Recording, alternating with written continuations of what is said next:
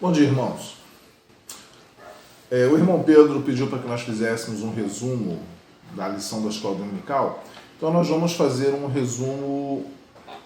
breve resumo para que a gente não perca a sequência das lições. Nós vamos fazer um resumo da lição 7, que tem por título Instrução Paterna, Conselho aos Filhos, e é baseada no início do livro de Provérbios, capítulos de 1 a 7. O livro de Provérbios é um livro poético. Nós estamos estudando o livro de Jó, livro de Salmos, Provérbios, são livros poéticos. Tem Eclesiastes e Cantares também, que fazem parte desse conjunto. O livro de Provérbios, ele não tem um personagem principal, uma história de uma pessoa. Ele é uma compilação de textos que nós chamamos de provérbios ou máximas. A gente aqui conhece como ditado, né? São frases, são textos que trazem para nós uma informação muito boa, uma informação de como a gente pode estar mudando nosso modo de ser. O livro de Provérbios ele é composto de provérbios compilados por Salomão, que são da autoria de Davi, de Asaf, do próprio Salomão, de outras pessoas que não citam os nomes, e pode até ser que na época de Salomão houvesse alguns ditados populares, algumas frases, alguns textos, como nós temos hoje em dia no nosso Brasil, vários ditados que a gente conhece regionalmente, que trazem uma mensagem para nós, que querem dizer uma verdade, que nos trazem uma maneira de ser, uma maneira de nos comportarmos melhor. Ele foi escrito por volta de 1000 anos antes de Cristo, mas ele hoje fala como se tivesse sido escrito ontem, porque ele é muito atual. A palavra de Deus diz que ela é viva e eficaz. Assim como ela serviu lá nos tempos de Salomão e durante o período da história do povo de Israel, ela serve para nós hoje. E em Timóteo 3,16 diz que a palavra de Deus, a palavra divinamente inspirada, ela é proveitosa para corrigir, para redarguir, para instruir em justiça. Toda a escritura divinamente inspirada é proveitosa para ensinar, para redarguir, para corrigir, para instruir em justiça. E é assim que nós precisamos entender esses escritos de Salomão, não simplesmente como ditados interessantes, mas como palavra de Deus para as nossas vidas, para a vida daqueles que passaram, para as nossas vidas e para aquelas pessoas que vão vir no futuro. O capítulo 1, ele nos fala da preocupação de um pai que quer dar as orientações ao seu filho para que esse vá bem, o caminho seguro dos mais diversos aspectos da sua vida. Essa é uma tarefa que nós, pais, temos para com os nossos filhos, a obrigação de ensiná-los, pelo menos um pai que se preza, de orientar o seu filho nos mais diversos aspectos para que este vá bem. E ele fala aqui, ouve meu filho.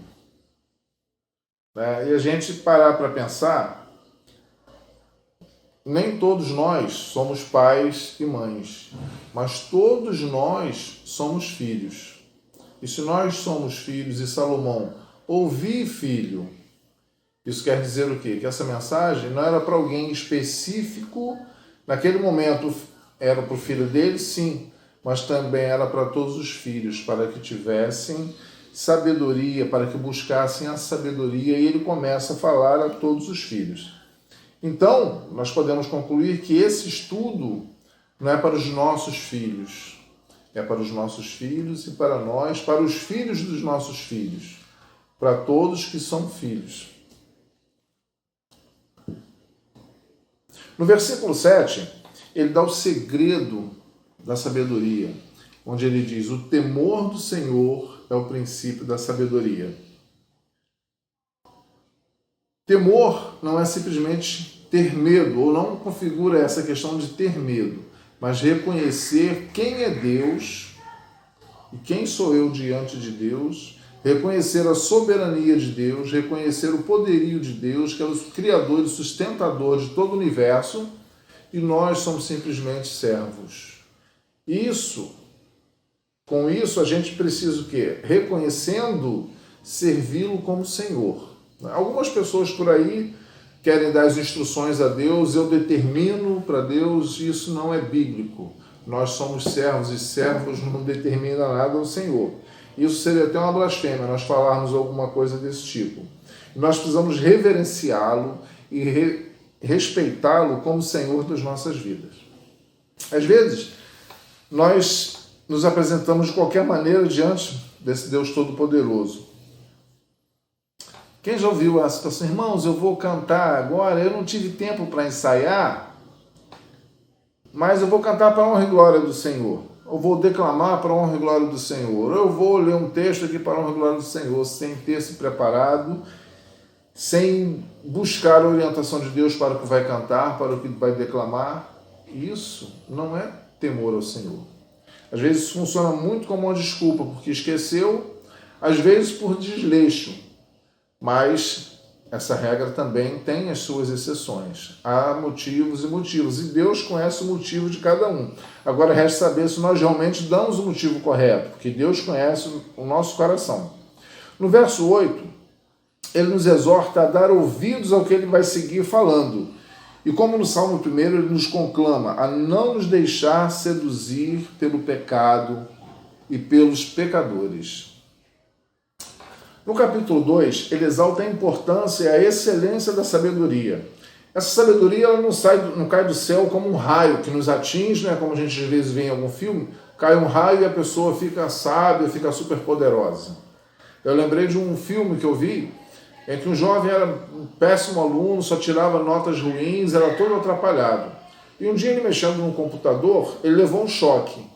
E todos os dados do computador e o poder do computador de transformar as informações foram para o cérebro dele. Então, ele, de um dia para o outro, ele de atrapalhado, né, inculto, ignorante praticamente em tudo, e atrapalhado, ele virou um gênio. Mas na vida real, isso não acontece assim. Nós precisamos buscar a sabedoria. O autor aqui, o livro de Provérbios, diz como alguém que busca o ouro, como alguém que busca a prata. O garimpeiro, quando ele vai buscar o ouro, ele fica ali o dia todo, se precisar até tarde da noite, ou ele vira à noite, buscando aquela pepita de ouro que pode fazer a diferença na sua vida. Então, todo dia, o dia todo, ele está ali buscando até que ele consiga encontrar o ouro. E ela é condicional. Né? Ele fala assim, se aceitares as minhas palavras, se clamares por discernimento, se buscares entendimento. Temos que buscar, observar e, acima de tudo, pedir a Deus a sabedoria que vem do alto, como a palavra diz em Tiago 1,5. Se algum de vós tem falta de sabedoria, peça a Deus que a todos dá liberalmente e não lance em rosto e ser-lhe-á dada. A sabedoria não é simplesmente conhecer ou ser inteligente, mas a sabedoria é algo que transcende isso, é o conhecimento, usando a inteligência, usando o conhecimento, trabalhando isso em prol do bem-estar da pessoa e daquelas que acertam. A gente vê muitas pessoas aí com diplomas, né, doutores, pós-doutorados, PhDs, muito inteligentes, muito cultos, mas não tem sabedoria. E a gente percebe isso no seu dia a dia, às vezes no viver. E a gente também percebe que há pessoas incultas, com pouco conhecimento, né, quase não estudaram, ou até que não têm estudado, e que são pessoas que quando abrem a boca nós podemos absorver as suas palavras, são palavras sábias. Então, irmãos, vamos cumprir a ordem dos sábios, vamos buscar a sabedoria, vamos mostrar que nós somos inteligentes, né, cumprindo a lei do Senhor. Buscando a sabedoria, o conhecimento, mas principalmente a sabedoria que vem do Senhor. No capítulo 3, o autor nos conclama a ser sábios, guardando e cumprindo a lei do Senhor. E ele começa ali a listar os diversos benefícios na vida do servo obediente, inclusive uma vida alongada. Hoje, infelizmente, nós vemos muitos jovens perdendo as suas vidas por estarem fazendo coisas erradas. Estão morrendo muito cedo, jovens de 16, 17, 18 e até menos dessa idade, perdendo a vida. Por quê? Porque não dão ouvidos aos seus pais e, consequentemente, não dão ouvidos à voz de Deus. E a palavra de Deus diz o seguinte, em Êxodo 20:12, é um dos mandamentos: honra teu pai e a tua mãe, para que se prolonguem os teus dias na terra, na face da terra, que o Senhor teu Deus te dá. Isso é repetido em Efésios 6:2 e 3, e também em outros textos. A gente vê hoje pessoas rejeitando o conselho dos pais, rejeitando o ensino da palavra de Deus, buscando fazer aquilo somente que lhes agrada. O imediatismo, querem fazer, querem se divertir, sem pensar no amanhã, até mesmo porque não sabem se haverá amanhã. No capítulo 4, ele exorta os filhos a ouvir a correção do pai, pois o pai que ama, corrige, e o filho que aceita essa correção será abençoado. Lembrando que todos nós somos filhos, e todos nós somos falhos e sujeitos a errar. Então nós também precisamos aprender com essa palavra, pois quantos problemas são causados por pessoas que não admitem que erraram, ou até admitem que erraram, mas não admitem que alguém os repreenda. Há pais que não admitem que ninguém repreenda os seus filhos, e há pessoas que não admitem que ninguém os repreenda. Sejamos sábios nesse quesito também, sabendo que erramos, mas se confessarmos os nossos pecados, ele é fiel e justo para nos perdoar os pecados e nos purificar de toda injustiça. 1 João 1:9. No capítulo 5, o autor coloca palavras que nos advertem quanto à tomada de decisões. Para um empresário tomar uma decisão da sua empresa, ele procura sempre conhecer tudo aquilo que ele sabe a respeito do assunto, e se ele não sabe, ele procura aprender para poder tomar a decisão correta, porque uma decisão errada, ele perde dinheiro. Na nossa vida, nós temos muitas decisões também. Nem sempre é questão de perder dinheiro, mas também pode ser perder dinheiro. Às vezes, numa decisão errada, nós podemos perder até a nossa própria vida.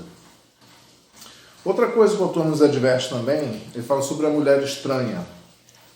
Não confunda a mulher estranha com mulher esquisita.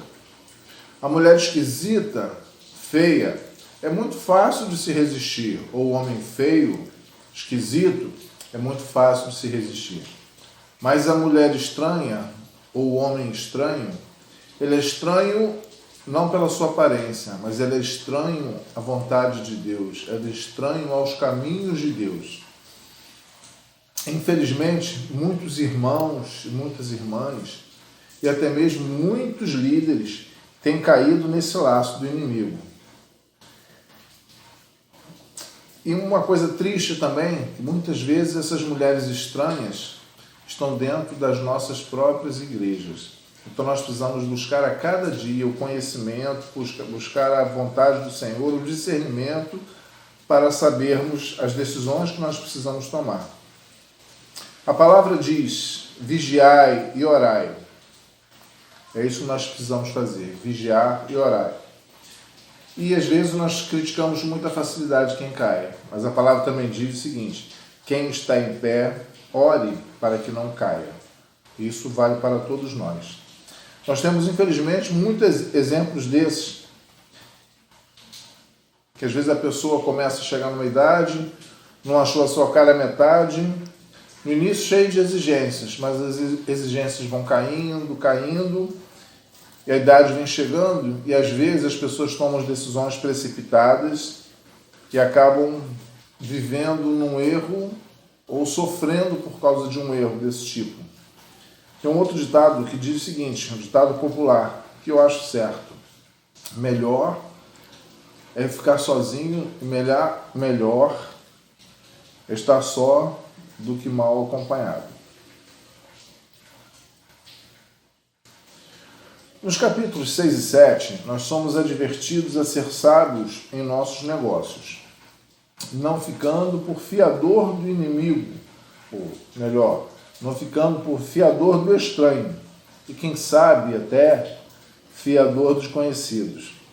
Eu trabalhei numa instituição financeira que eu vi muitas pessoas que pegaram dinheiro emprestado para determinada pessoa, que iria pagar tudo certinho, mas quando chegou na hora a pessoa não pagou, e ela teve que pagar por um dinheiro que ela não tinha pego para si, ainda perdeu a amizade.